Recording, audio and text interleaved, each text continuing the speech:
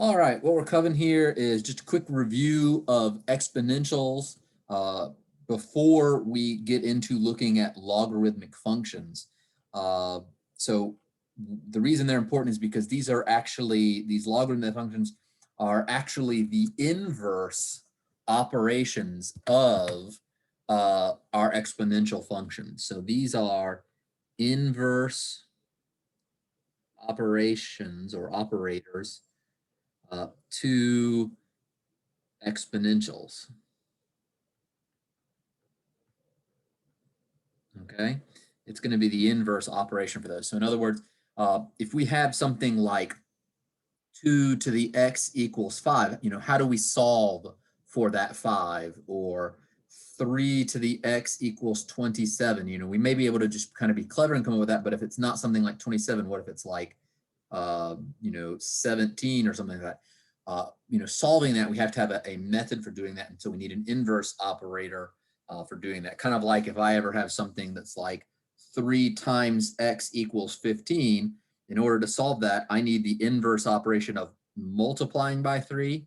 I divide or multiply both sides by 1/3. And that's the opposite of what's going on there. And then that cancels and it gets me that isolated by itself. So we have to have a way to isolate these x's that are in the exponents by themselves. So we need an inverse operation here. And so that's what we're going to work on. So real quick here, let's do this little review here. So anything to a 0 power is just 1. So that means 3 to the 0 equals 1. That means that 5 to the 0 equals 1. It means that x to the 0, no matter what x is, it's going to equal 1. And that e to the 0 equals 1. All right, so all of those are just going to be 1. Whatever number you have, put it to the 0 power, it's going to be 1. Next, any number with a negative exponent we can look at as a fraction. So I think I talked about this last time, where if you have an exponent that's negative or you have a fraction or something, you can swap them around. So instead of writing 7 to the negative 2, I can actually write this as 1 over 7 squared, just like that, which would then ultimately be 1 over 49. 3 to the negative 3, that's going to be 1 over 3 to the third. So you get rid of that negative and take the reciprocal. And that gives you 1 over 27. Over here, I have 1 over 36. I can say that this equals 1 over 6 squared, which I can then go the other way with it, make it 6 to the negative 2 like that. All right, so I can take a reciprocal and get rid of a negative, or I can take a reciprocal and add a negative, if it's an easier way to write it. Over here, it's 1/8. That can be 1 over 2 to the third, which would just be 2 to the negative third. Okay, so that's those ones, just those negative exponents can get flipped over.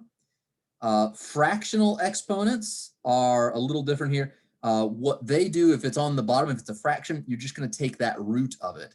So 16 to the 1/2 is going to be the second root of 16, which we don't usually write the 2. We usually just write that as square root of 16, which is ultimately just 4. 64 to the 1/3 in a similar manner will be the third root, or the cube root of the 64, like that, which I believe is just 4. 4 times 4 is 16, and then times 4 again is 64. Here I have 32 to the 1/5, so we can write that as the fifth root of 32, like that, and that is going to just be 2. 2 times 2 is 4, times 2 is 8, times 2 is 16, times 2 one last time is 32. And then the only other really kind of tricky part here is when we have something like that. When we have 8 to the 2/3, what we can do is rewrite this as 8 to the 1/3 all to the second power, like that. Because if you remember, if we have something like a to the b all to the c power, it becomes a to the b times c, like that. And so 1/3 times 2 would be that 2/3. So we can write it that way, which means I can write it like this. I can write it as the cube root of 8 and then all squared. But of course, with that line of thinking, I could also do this. I could also make this 8 squared to the 1/3 power like that, because 2 times 1/3 would be that 2/3, which means I would end up here with the cube root of 8 squared, which would just be the cube root of 64, like that. And so I'm going to pause for a second. I want you to think about this, and we need to figure out which one of those is correct. All right, so I'll say that again because I forgot to start recording here. You can see these both work out the same. It doesn't matter which order you do it in, these will turn out to be the same. All right, and I did them both there, they're both 4. Okay, let's take a look here. We have this chart or this table. It's actually incorrect. I need to make some quick little corrections here. Those shouldn't be there. It should be,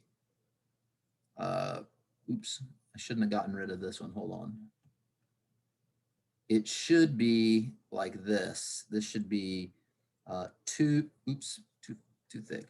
2 to the n, 3 to the n, 4 to the n, and 5 to the n, like that. That's what should be there. So make that correction on your table there before you, before you move on. All right, and then you can just see some of the actual,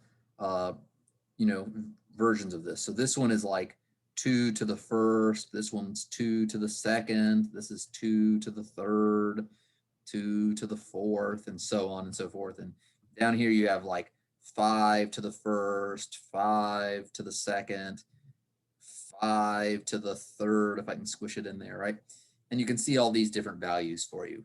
So you can see, of course, when you get over here to these 10 powers, these grow really fast, especially 5 to the 10th power, 9,765,625. Pretty big number for just a 5 to the 10th power. All right, so we're going to move on now and actually get started with the logarithms here. So we're going to start with our definition of a logarithm. Here we need x to be greater than 0. We need b to be greater than 0 and b not to equal 1. And as we go through, hopefully it'll kind of make sense for you of why b cannot be 1.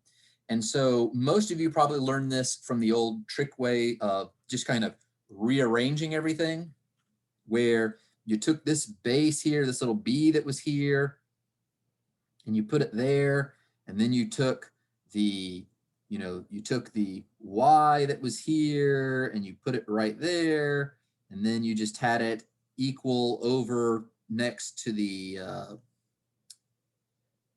you had it equal over to the x, which just went right there. And so all you really did to switch back and forth was remember this kind of ordering and then go through and swap them. And to me, that always kind of bothered me because I didn't like it. It seemed just like, why am I doing that?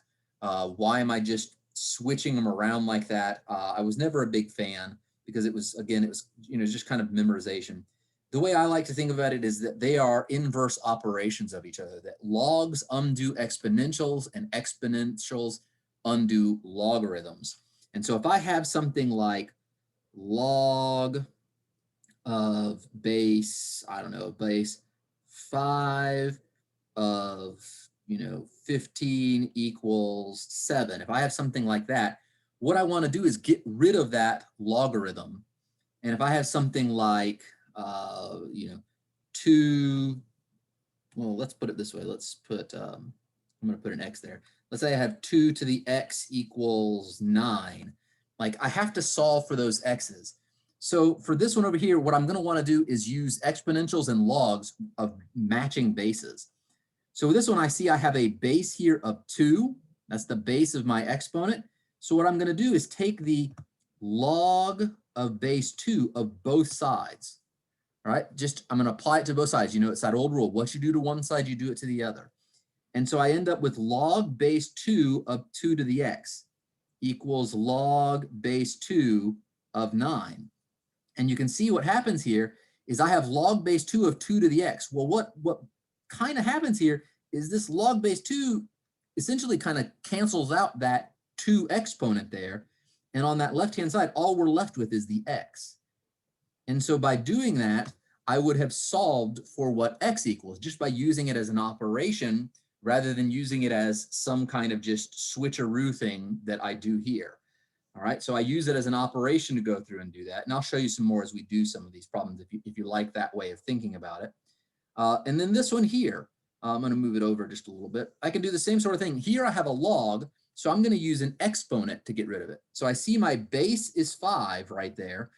So what I'm going to do is raise both sides. I'm going to put them both sides as 5 as the base for both of them like that.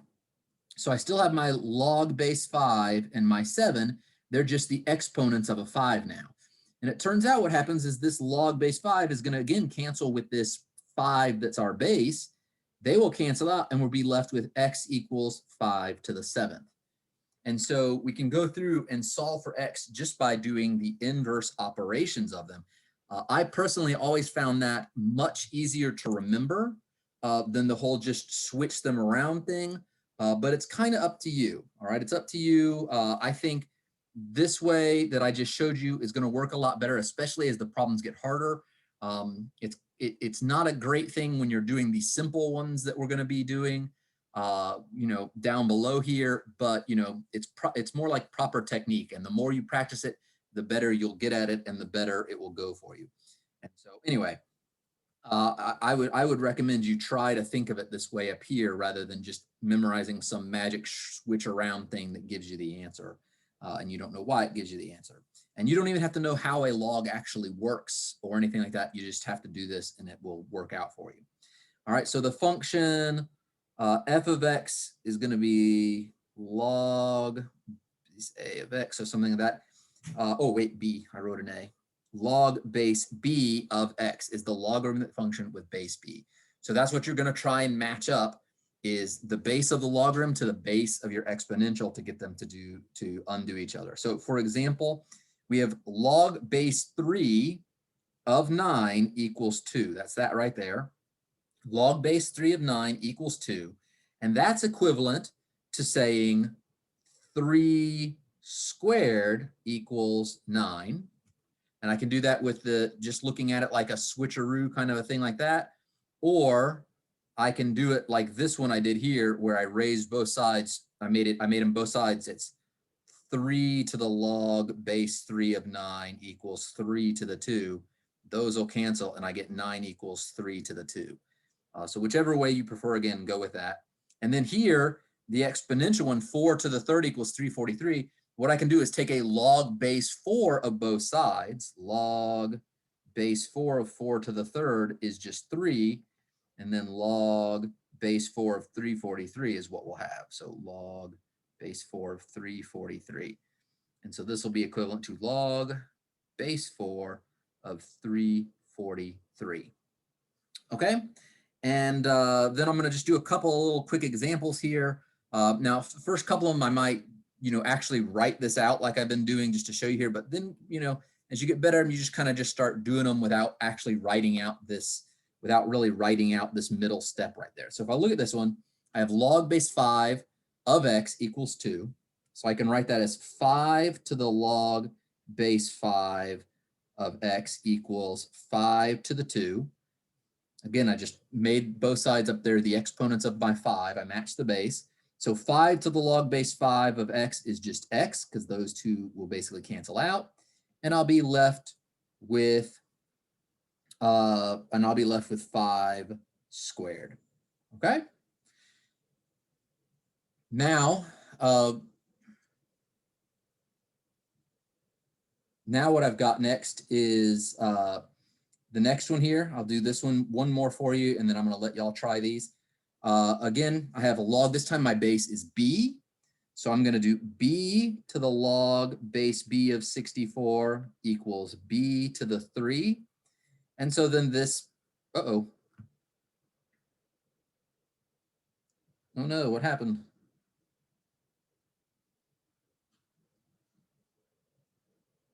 Okay, all right. Don't know why that happened, but anyway, log, where was I? B to the log base b of 64. Those are just going to essentially cancel, and I'll have 64 equals b to the 3rd.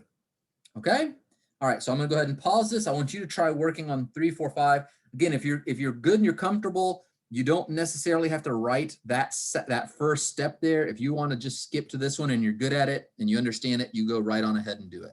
All right, so go ahead and try these, but again, I do actually recommend you try thinking that step through to get an understanding of this, so it'll make more sense for you as we move forward. All right, good. So we had this part down, getting a little faster. Now let's take a look at this part. Here, we're going to write each equation in its equivalent logarithmic form. So in this one, we're going to want to take the log of both sides. We're just going to want to match the base. So I see here I have a base 12. So I'm going to write log base 12 of 12 to the 2 equals log base 12 of x. So I'm just taking the log base 12 of both sides. Here on this side, that log base 12 is going to essentially cancel out. Like in quotes, that cancel out that log, that base of 12, and we get 2 equals log base 12 of x, just like that. All right, I'm going to skip that next one, and I'm going to go ahead and do this other one just because I wanted to kind of point out, I think number 7 is not too bad to do there. But look at this one. We have cube root of 343. And so the trick with this one is to write this as 343 to the 1/3 power equals 7. And then what I can do is take the log base 343 of both sides. Like that. And again, this log with the base 343 is going to cancel with our base of 343. And we'll be left with 1/3 equals log 343 base of 7. Sorry, log base 343 of 7, like that. All right, so I'm going to go ahead and pause this. Let you try 7, 9, and 10. All right, so we finished up with those. Let's go on over here to the next page. Here, we're going to try and evaluate some logarithms without using a calculator. And so to take advantage of this, what we're going to want to do is take something like where we have a log base a of b, like that, or maybe we want to put b of a because we've been saying the base is b. B of a, what we're going to try and do is change it so we end up with a log base b of b to the c. So in other words, we need to find some way to write whatever is there, a, as though it's something like b to the c, so that these two will match up and therefore will just cancel out, right? They'll do their canceling out and it'll just equal c, like that. We're going to try and come up with a way to do that. All right, so let's take a look at this first one here. We have log base 2 of 16. So looking at this, I want to write this 16 as a number that has a base of 2. And in order to do that, I can write it like this: log base 2 of 2 to the 4th. Because 2 times 2 is 4, times 2 is 8, times 2 again, that's 2 to the 4th, that's 16. So 2 to the 4th is 16, right? 2 to the 4th equals 16. So I can just swap that out. And now the base of my log matches the base of my exponential, so they're going to cancel each other out, and I'm going to end up with just 4, just like that. There's my answer. All right. I'm going to do one more for you over here. I've got log base 7 of 1 over 49. I can write that as log base 7 of 1 over 7 squared, like that. And then I can write that as log base 7 of 7 to the negative 2, just like that. And now my bases match. The base of my exponential matches the base of my log, so they will just undo each other, and my answer will be -2, just like that. Okay, so there's a few more right below here to try. I want you to go ahead and try and do them. This one, I think maybe this one right here is probably the trickiest one of those ones that are left. So I'll give you a couple of minutes to try that one, but think about that one, number 13 there. It's a little tricky, okay? All right, so there are the answers for those. If you want to check what you had there, how we did it. And then on the next page, some special logarithms. First one we're going to look at is what is called Euler's number. I know it looks like Euler, but it's actually Euler. And it's kind of like the number pi, 3.14159, you know, it just keeps going. It's an irrational number. We cannot write it as a fraction. Well, Euler's number is similar to that. It's actually 2.718, and we cannot write it as a fraction, and it just keeps going on and on and on without repeating. It just, you know, keeps going like pi does. And that's why we call it E, because it's Euler's number, and it's the base of what is called the natural logarithm. This actually, I believe, originally showed up, this constant. It shows up when trying to calculate interest.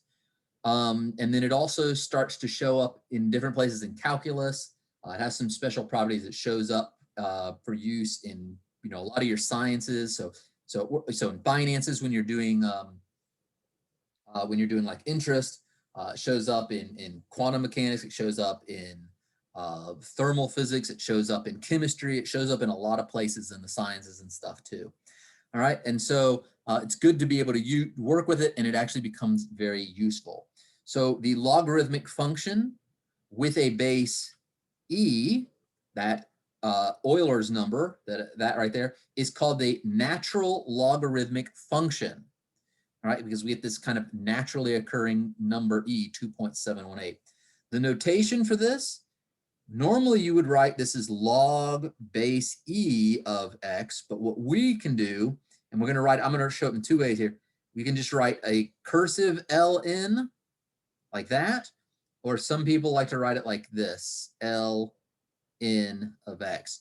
Be careful, this and this, those are lower case l's. All right, they are not i's. All right, it's a lowercase l, not an I. All right, I get that a lot from students who start doing their work in math lab, and they're typing in I in, like a capital I in, and they can't figure out why their answer is wrong, because in the font that is used in there, the capital I and the lowercase l look the same. So be careful when you're doing that, that you're not typing that in incorrectly.